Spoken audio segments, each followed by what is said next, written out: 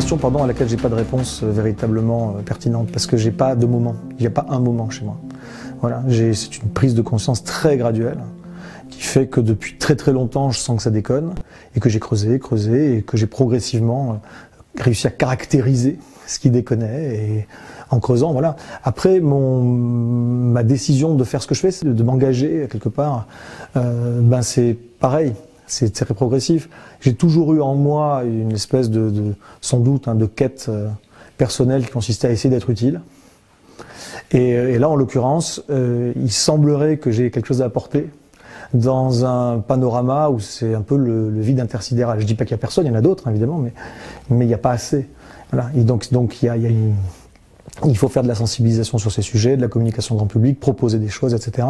Sur tous ces champs-là, s'il y avait quelqu'un ou des personnes extrêmement compétentes, extrêmement pertinentes qui existaient, qui proposaient véritablement, je serais peut-être pas là.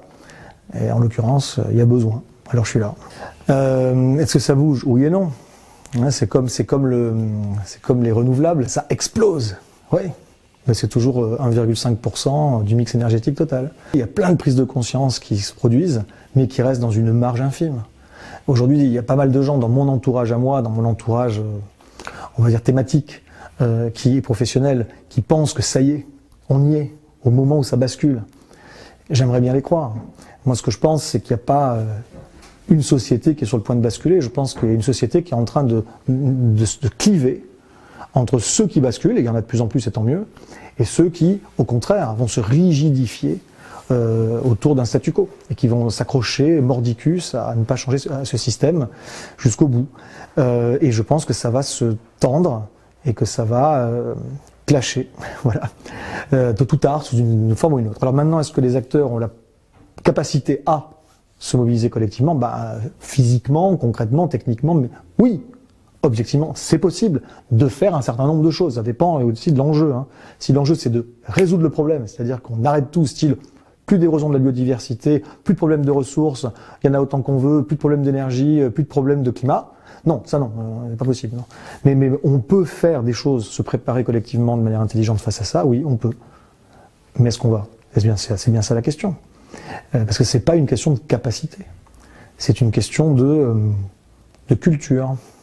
Il y a intrinsèquement, effectivement, un travail sur soi, individuel à produire, pour justement dépasser certains carcans idéologiques, culturels, de valeurs, etc., et se projeter dans autre chose. Ça, c'est nécessaire. C'est uniquement autour des valeurs que ça doit se construire. Hélas, j'ai envie de dire, parce que c'est ça qui est le plus difficile. Les solutions techniques pures, à la rigueur, on n'est pas trop mauvais pour ça. Mais justement, prendre du recul, changer notre culture, c'est une question de culture. Et donc ça implique effectivement des valeurs communes, des nouvelles hiérarchies, des nouveaux référentiels de principes, de valeurs, de façon, voilà, comment, et de repenser notre rapport. Rapport à quoi?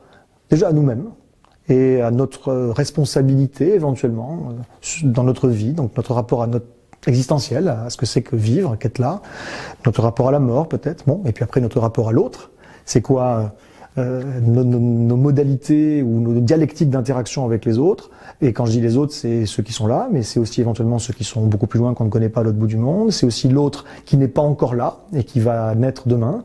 L'autre, c'est quelque chose de complexe. Nous sommes tous dans un référentiel compétitif, tous. Et dans ce référentiel, on met en place des stratégies qui relèvent de la rivalité ou de la coopération, effectivement.